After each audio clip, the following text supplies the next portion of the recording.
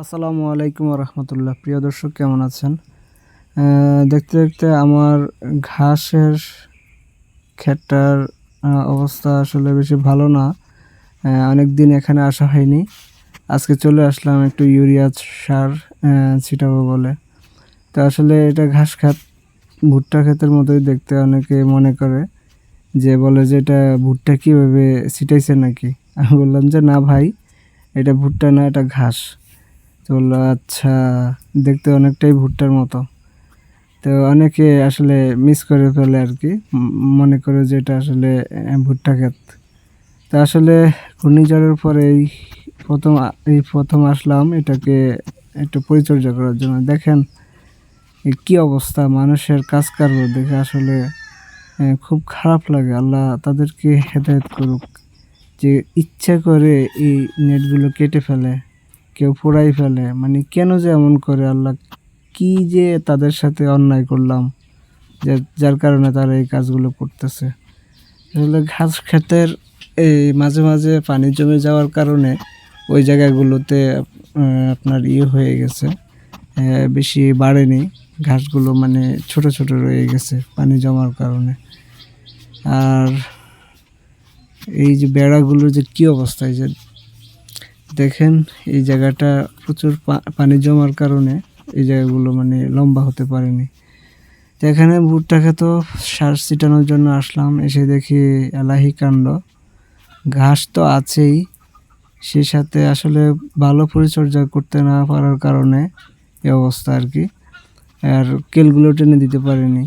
ঘাস তো আছে, সেই সাথে মানে পোকা যেভাবে আক্রমণ করছে, যে কয়টা ভুট্টা গাছ আছে সেগুলোও থাকবে না যদি ঔষধ না ছিটাই।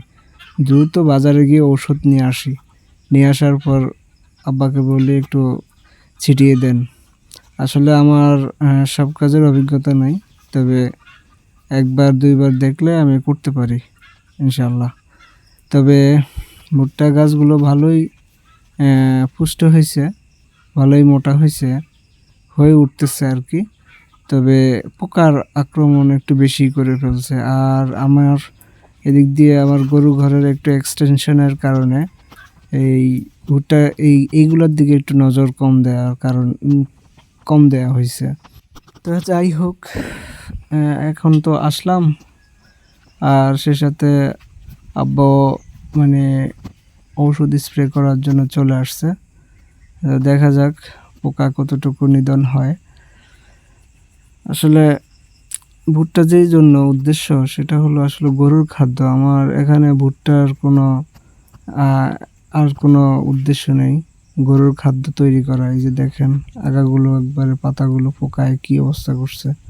যে গাছগুলো একটু ভালো অবস্থায় সেগুলা মানে পাতাগুলোকে খেয়ে ফেলতেছে। আর কিছু কিছু গাছ এমন অবস্থা পোকায় খেয়ে ফেলছে যে গাছটাই বড় হচ্ছে না, আর মানে গাছটাই আর বেড়ে উঠতে পারতেছে না আর কি।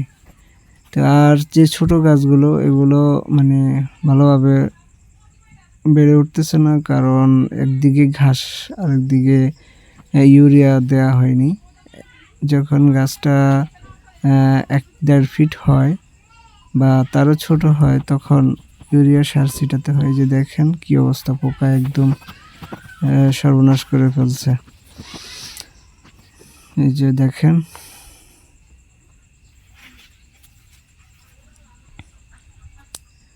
খুবই মারাত্মক অবস্থা। আসলে প্রথমবার ভুট্টা করেছি, ভুট্টাগুলো কেটে সাইলেজ করে ফেলছি, এখনও খাওয়াচ্ছি আলহামদুলিল্লাহ, এখনও ভালোভাবে খাওয়াচ্ছি। তবে কিছু কিছু মানে নষ্ট হয়ে গেছে, মুখ দিয়ে যেগুলো পলি, এগুলো একটু ছিদ্র ছিল, ফাটা ছিল। তো এখন এগুলোকে আসলে সাইলেজ করার জন্য এখানে ভুট্টা করা হয়েছে, কিন্তু অবস্থা খুবই খারাপ। তো ধন্যবাদ আপনাদের সবাইকে, আল্লাহ হাফিজ।